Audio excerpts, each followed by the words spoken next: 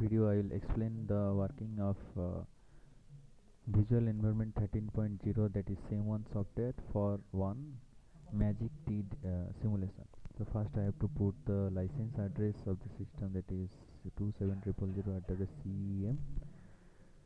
It will take the license, and after that it will open this window. So once window is open, you have to select this electromagnetics and click here OK. Then we have to open the project. Okay, so already files are designed, so we have to open the project here, and we have to go to the folder where we are going to we are having our project. So here you can see I have this one.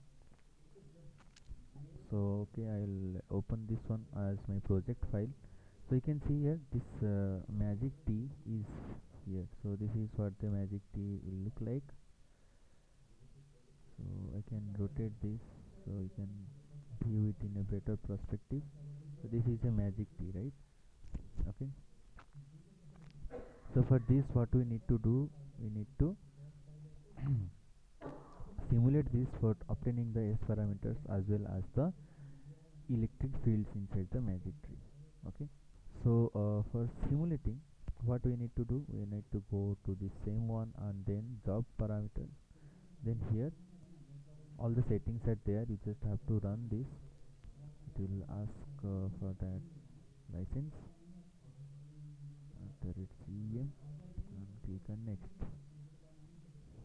So it is simulating now for the magic T.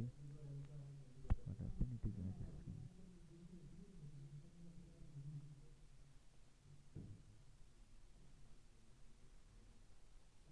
So simulation is going on. So it will take quite a time for simulation. So I'll just pause the recording, and once the simulation is completed, so again I'll open this. So this simulation is completed and it took around 5 minutes. So it says press any key to continue. So okay, and after the simulation is completed, I'll press close here, and I have to go to see the simulation. For that we need to go to viewer, select application, then viewer. So it will open this, and we have to export import the result file. So that is the result file is, we have to import and plot. So click here. After this we have to click this folder, and this is the file that will be created after you simulate it. So we'll open this file. Okay, now here you see, so 1 2 3 4 are there, coupling is there, and here excitation is there, and below it is 1 2 3 4. So what does that mean actually?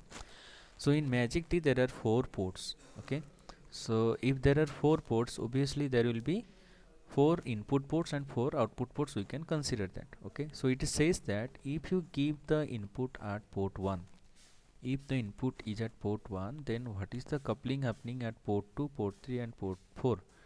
Okay, port 1 2 3 4, and depending upon that, if you plot the admittance matrix and only one is selected, that means input is given at port 1, all other inputs are 0, and considering all other ports are matched ports, so it will give me the plot. So first if I go to the cutoff frequency, and if I select, let's say once I select all the plots. Okay, if I select this and if I plot it,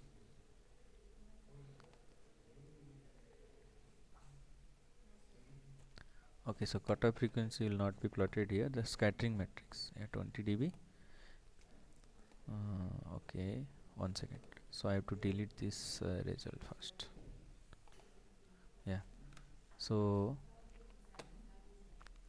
have to file, then import plot. Already I have selected the file, no need to select again. So I'll select all these ports, so it will give me S11, S12, S13 and S14. So if I select it, plot here, so you can see the plots given here are S11, S12, S13 and S44. Now you see, you can only see 3 plots. Where is the fourth one? So here it is S11. Okay, it is S11.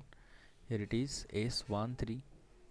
Sorry, S31. This is S31, and here it is S41.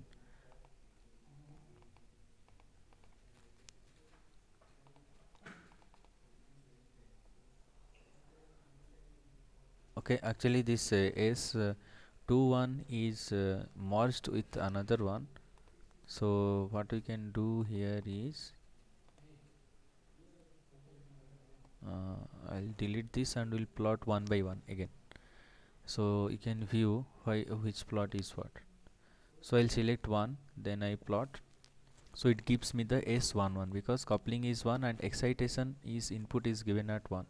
So next I will select 2, and where to plot I will make it current window, and then I will plot. So it will give me S21. Okay, so this is the green one is the curve of S21. Then I select 3, so it is S31.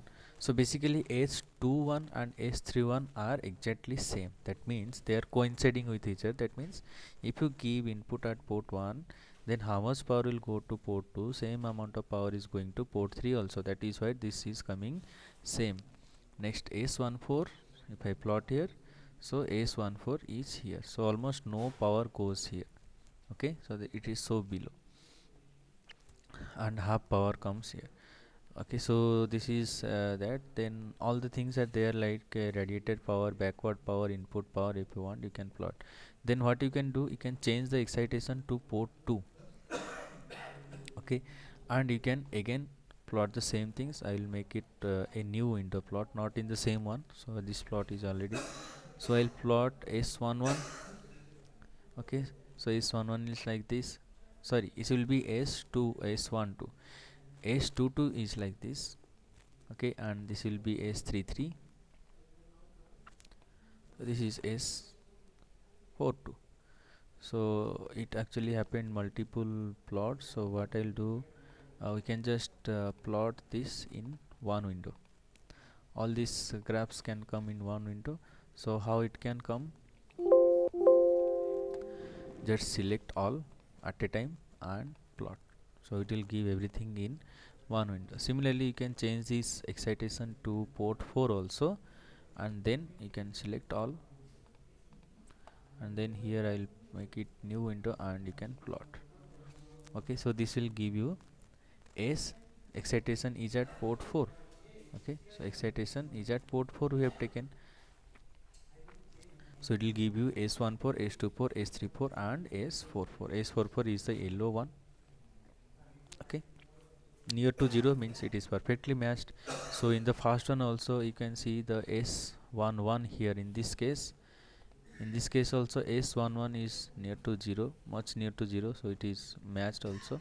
So like this you can get the result. So this is about the scattering matrix. Next is we need to know the how the electric field is going inside that. So you can select here, go to this contour, you can select here. So here the electric field mode. Okay, so here we can plot this, and in advanced, okay, so in animation we can see how the input is actually given, okay, at differential frequency. So if I one by one, if I go here, so see the frequency is 8.7 here. Okay, so after this I am changing.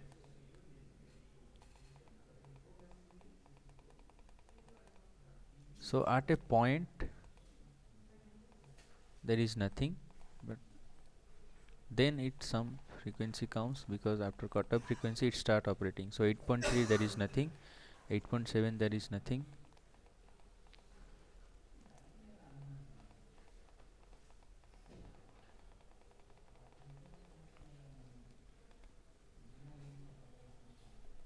Yeah, the point is very means a fine point, because this is simulated for a very less amount of frequency point, so that's why it is very difficult to catch without animation. But this is what happens here. Next is we can see the surface current also. So in surface current it shows how the surface current is flowing in this waveguide when the inputs are given at different ports. Okay, so here if I go to excitation, so here all the four are given with excitation. If I only select one,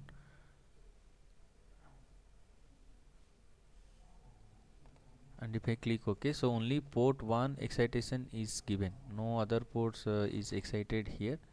So in that case,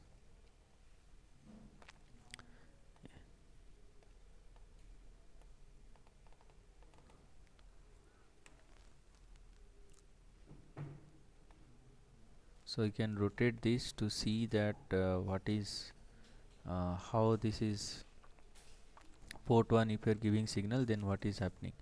So in to port 4 you can see some power is coming here, but to port 4 nothing is actually coming. Okay,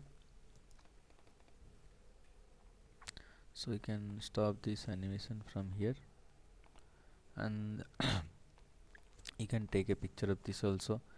So again, if we go to contour, then we have this is a surface current.